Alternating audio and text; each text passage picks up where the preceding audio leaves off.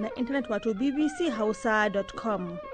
Masu sauraro Aisha Aliyu Jafar ke muku sallama a cikin shirinmu na karfe 3 daidai a agogon Najeriya da Nijar, wato 2 daidai kenan a agogon GMT da Ghana. A cikin shirin za ku ji cewa Iran na ci gaba da kai hare-hare kasashe kamar Turkiyya da Isra'ila da Saudiya da kuma Kuwait. An ɗage janazar jagoran addinin Iran marigayi Ayatollah Khamenei da aka kashe a harin haɗin gwiwar Amurka da Isra'ila. A Najeriya, hukumomi a ƙasar sun dakatar da ziyarar ibada zuwa Isra'ila saboda rikicin gabas tsakiya. Irin yanayin da aka samu a Isra'ila kamata a soke zuwa ibada. Ai kaje ibada akwai zaman lafiya ne, kaje ibada domin abubuwa sun yi kyau ne. To an soke shi ne domin sai abubuwa sun lafa sai a ci gaba. An dade ana yin wannan a wasu shekaru. Har ila yau a Najeriya, gwamnatin Anambra ta fara rage albashin ma'aikatan da suka ki zuwa aiki ranakun Litinin saboda goyon bayan umarnin 'yan awaren IPOB. Wato batun maganan yanke albashi ya tabbata saboda na zai taskata da ke oka, kuma na dan tsaya haka na dan ji tsegumin da suke da yawa a cikin su an yanke musu kuɗi, wasu 10,000, akwai wanda aka yanke ne ma 30,000, wasu suna ganin cewa abin da aka yi din yayi daidai, wasu suna ganin cewa abin da aka yi bai daidai ba.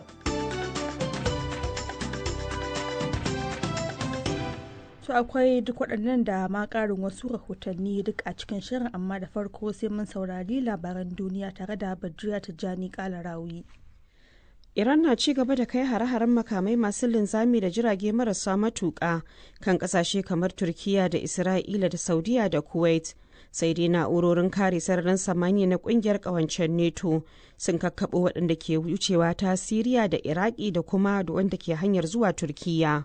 Qatar says it was targeted by 2 ballistic missiles. Sai dai wakilar BBC ta ce Qatar ta sanar da kakkaɓo makamai masu linzami da ke cin dogon zango biyu. Sai dai kuma ɗaya daga ciki ya fada sansanin soji da ke Al-Udaid. An kuma kai hari sansanin sojin Amurka a haɗaɗɗiyar daular Larabawa, amma babu wanda ya jikkata ko hasarar rai. Tuni Amurkar ta rufe ofishin diplomasiyar ta na kasashen Saudiya da Qatar da kuma Lebanon. Ita ma Kuwait ta ce ta kakkaɓo makamai masu linzami da jirage marasa matuƙa wanda Iran ɗin ta harba mata. Hukumomin Iran sun ɗage janazar jagoran addinin ƙasar marigayi Ayatollah Ali Khamenei wanda aka kashe sakamakon gagarumin cunkoson da ake sa ran za a fuskanta. Sun ce za a sanar da ranar da aka tsaida. Haka kuma mambobin majalisar ƙwararrun Iran sun fara zama domin zaɓar wanda zai jagoranci ƙasar. Sun kuma ce nan ba da jimawa ba za a sanar da wanda zai gaji Ayatollah Khamenei, to amma kuma sun yi gargaɗin ƙasar na tsakane da yaƙi. Iran's leaders, their offices, their security forces are under attack. Wakilar BBC da ce jagororin Iran da jami'an tsaro na fuskantar hare-hare, to amma a yau sun aike sakon ci gaba da aiki. Ba wai ga janazar Ayatollah kadai za a yi ba, har ma da zabar wanda zai gaje shi. Isra'ila dai ta yi gargadin duk sabon jagoran da zai jagoranci kasar wanda kuma zai gaji Al-Khamenei, ya kuma ce zai ci gaba da barazana ga kasar da Amurka, to babu ɓata lokaci za su murkushe shi. Rahotanni na cewa an kai wa jirgin yakin Iran hari a tekun wato Sri Lanka, lamarin da ya sa ya nutse. Sojin ruwa da na saman Sri Lanka sun yi nasarar kubutar da sama da Iraniyawa 30 wanda ke cikin jirgin samfurin Iris Dana, ana kuma neman sama da mutum 100 da ba a san inda suke ba. Tun da fari rahotanni na cewa tankokin mai na can sun cunkushe a mashigar Hormuz sakamakon hana hakan da Iran ta yi. The latest is the intelligence we have from Lloyd's List Intelligence, who of course are specialists in this sort of thing. Wakilin BBC ya ce rahotannin kuma da bayanan da ke shigowa sun tabbatar tankokin mai kusan 200 sun gagara matsa ko nan da can a mashigar Hormuz. Wasu na ta babar ko su juya inda suka fito. Gwamnatin Sri Lanka dai ta musanta rahotannin da ke cewa an kai wa jirgin hari, to amma kuma ta tabbatar da aikin ceton. To labaran na zuwa muku ne daga nan sashen Hausa na BBC. Ma'aikatar sufuri a Rasha ta ce a jiya Talata an kai wa tankar gas ɗin ƙasar hari a tekun Mediterranean inda ta kama da wuta, sun kuma kira harin da na ta'addanci a tekun ƙasa da ƙasa. Ma'aikatar ta zargi wani jirgin ruwa maras matuki da ba shi da suna mallakin Ukraine da aka kai harin a tekun kasashen Libya da Malta. Bidiyon da aka wallafa a shafin intanet ya nuna tankar mai suna Arctic Metagas na ci gaba da ci da wuta, inda bakin hayaki ya toroko a sararin samaniya. Sai dai an yi nasarar kubutar da ma'aikata 30 da ke jirgin, wanda ma'aikatan Rasha da Malta suka yi. Jirgin da ya taso ne daga Rasha inda ya nufi gabar Murmansk. Wata babbar jami'ar Majalisar Ɗinkin Duniya ta kai ziyarar bazata garin Dilin na jihar Kordofan a Sudan ta Kudu, a wani mataki da ake ganin gagarumin aikin jin kai ne. Mai tsara ayyukan jin kai a Sudan ta Majalisar Ɗinkin Duniya, Dennis Brown, ta ce farar hula sun sha bakar wuya da tashin hankalin da ya daidaita yankin. Dennis ta yi kiran a buɗe hanyoyin da agaji zai isa ga farar hula, da gargaɗin halin jin kan da ake fama da shi a Sudan ta Kudu ya wuce duk yadda ake bayyanawa. Kusan shekaru 3 kenan dai garin yake hannun 'yan tawayen da ke fafutukar 'yantar da yankin da kuma 'yan tawayen RSF waɗanda suka yi masa ƙawanya. To ƙarshen labaran duniyar kenan. To a gaishe da Badriya Tijjani Kalarawi da ta karanto mana labaran duniya daga sashen Hausa na BBC.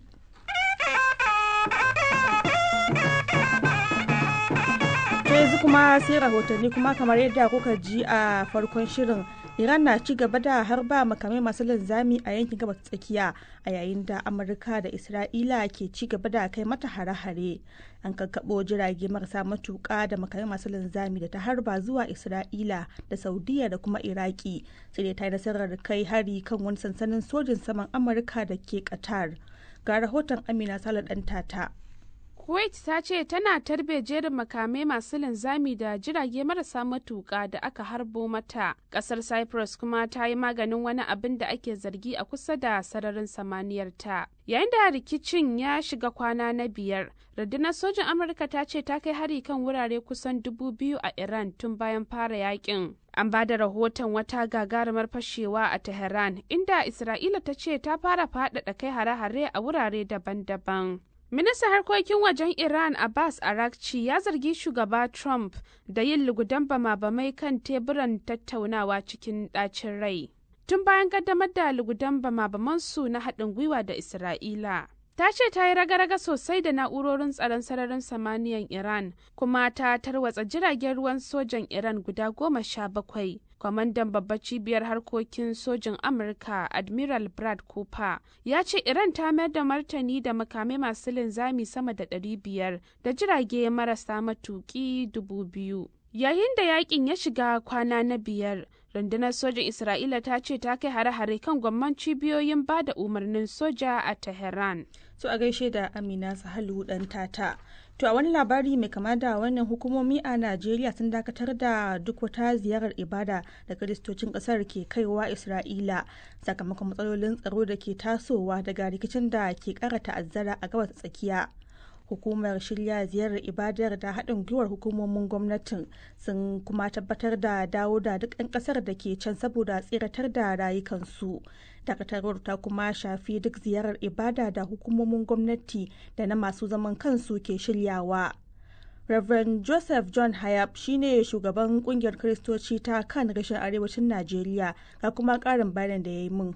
Jama'a za su tuna da ce a cikin kwanakin nan da sun wuce an samu rashin jituwa tsakanin gwamnatin Iran da Amerika da Isra'ila, wanda an kai hare-hare. To a daidai lokacin da ake kai hare-hare din nan akwai Krista daga jihohi daban-daban sun je domin aikin ibada a Urushalima. Kungiya da wato ita hukuma da ke lura da shanin zuwa ibada ta yi rawan gani, domin da zara ta gane akwai damuwa sai ta yi kokari ta kikiro dukkan su suna cikin Urushalima, aka dawo da su zuwa Jordan, aka shirya jirgi ya doke su daga Jordan zuwa Turkey, da aka samu jirgi daga Turkey ya kwashe su duka zuwa Lagos, waɗanda kuma sun zama na shiyan arewa, sai aka zo da su jiya da safe duka kowa ya dawo cikin koshin lafiya, babu wanda ya samu wani cuta, amma dai an yi wannan ne domin a tsare su daga wannan hare-hare da ke tasowa. To kenan daga yanzu an soke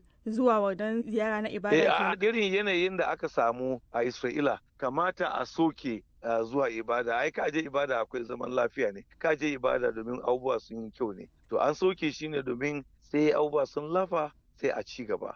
In an dade ana yin wannan a wasu shekaru kuma wannan ba zai zama daban ba. Na yaba wa gwamnati da kuma ita hukuma domin ya nuna cewa sun san abin da ya kamata sun kuma aikata abin da ya kamata. Shekarun baya da aka samu irin rikici makamancin wannan akan sauya kasar da ake zuwa irin wannan ibada. Shin a wannan shekarar ma za a hakan ko kuma dai za a jira wannan ya lafa ne a ci gaba da zuwa Isra'ila ɗin? Akan je wannan tafiya a batch ne. To waɗanda sun je yanzu sun samu kansu cikin wannan hali. In abubuwa sun kwanta komai ya kwanta da taimakon Allah za a sake samu yardan gwamnatin Isra'ila domin a ci gaba da tafiya. In kuma ya faru za a ci gaba da tafiya domin ni na san na fara zuwa Urushalima tun 1999 kuma na san wasu lokaci akan samu damuwa ba zai girma kamar wannan ba amma akwai matakan da akan doka domin a kwantar da abubuwa in ya gama sai a ci gaba da yin ibada. To mu goma mu kare rayukan yan kasan mu tabbata sun dawo gida lafiya da mu ci gaba ana zaman tsoro ba a san wani hali suke ciki ba. Shi yasa na ce mun yaba wa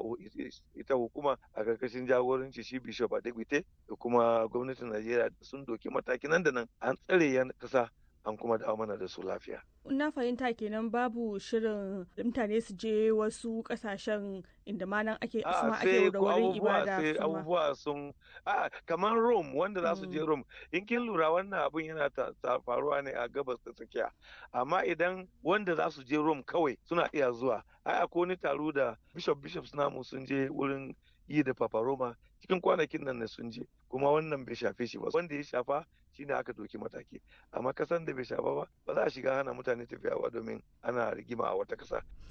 Reverend Joseph John Hayab kenan shugaban kungiyar Kiristoci Kano reshen arewacin Najeriya. To duk dai a kan wannan rikici amma wannan karo a Ghana, gwamnatin kasar ta sanar da rufe ofishin jakadancinta da ke Tehran na wani lokaci saboda yadda al'amura ke ci gaba da rincaɓewa a gabas tsakiya.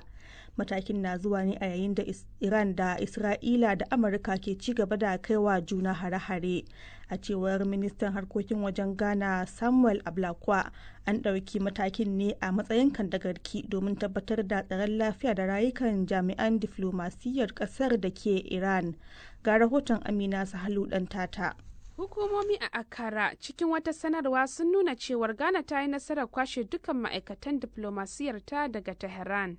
Ministan harkokin wajen ya ce sun gudanar da aikin kwashe dukkan ma'aikatan ofishin jakadancinsu da ke Iran cikin nasara, kuma jami'an diflomasiyyar Ghana suna cikin ƙoshin lafiya kuma cikin kumari. Ministan harkokin wajen Ghana Samuel Okudzeto Ablakwa ya kuma nuna cewa an rufe ofishin jakadancin Ghana da ke Tehran sai baba ta gani. Yana mai jaddada cewa kare ma'aikatan Ghana wani muhimmin al'amari ne da gwamnati ke baiwa fifiko dangane da rikicin da ke faruwa. Ministan ya ce karewa da tsaron lafiya da jin daɗin al'ummar Ghana su ne manyan abubuwan da ke gabansu a wannan lokaci mai cike da tashin hankali. Baya ga rufe ofishin jakadancinta na Tehran, Ghana ta kuma shawarci 'yan ƙasarta da su guji tafiye-tafiyen da bai zama dole ba zuwa yankunan gabas ta tsakiya, sannan su ci gaba da tuntuɓar ofishin jakadancin Ghana a yankin. Ghana ta kwashe tsawon gwamman shekaru tana hulɗar diflomasiyya da Iran, amma hukumomi sun ce matakan da ake ɗauka a yanzu na wucin gadi ne kawai, kuma sun dogara ne bisa la'akari da halin tsaro. Gwamnatocin Afirka sun shiga sahun masu kira da a yi taka tsantsan sannan a baiwa diplomasiya dama bayan rincaɓewar rikici a gabas ta tsakiya, suna gargaɗin kan yiwuwar illa ga tattalin arziki da tsaron yankin. To a gaishe da Amina Sahalu ɗan tata. Firaministan Habasha ya zargi hukumomi a yankin arewacin Tigray da shiryawa yin yaƙi. Abiy Ahmed ya ce kungiyar TPLF na karkatar da kudaden gwamnati domin taimakawa dakarunta. Ya gargadin cewa duk wani tashin hankali da za a samu a yanzu zai fi yakin basasar da aka yi a bayan muni wanda sanadiyar mutuwar mutum fiye da 500,000. Ga rahoton da Abdu Halilu ya haɗa mana.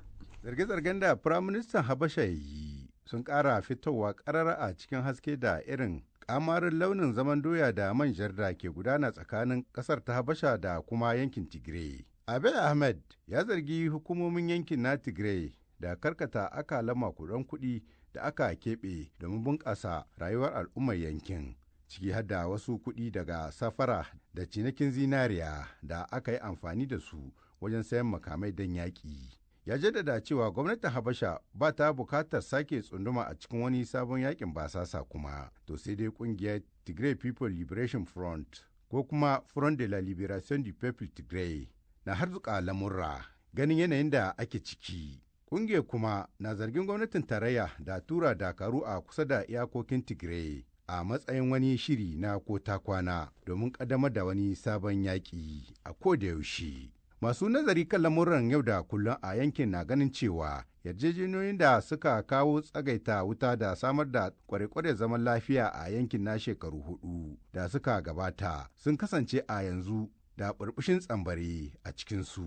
Abin da ke nuna hatsari da raunin dangwamamman zaman lafiya a yankin arewacin Habasha kacokam. Abu da Halilu, sashen Hausa na BBC daga Abuja, Najeriya.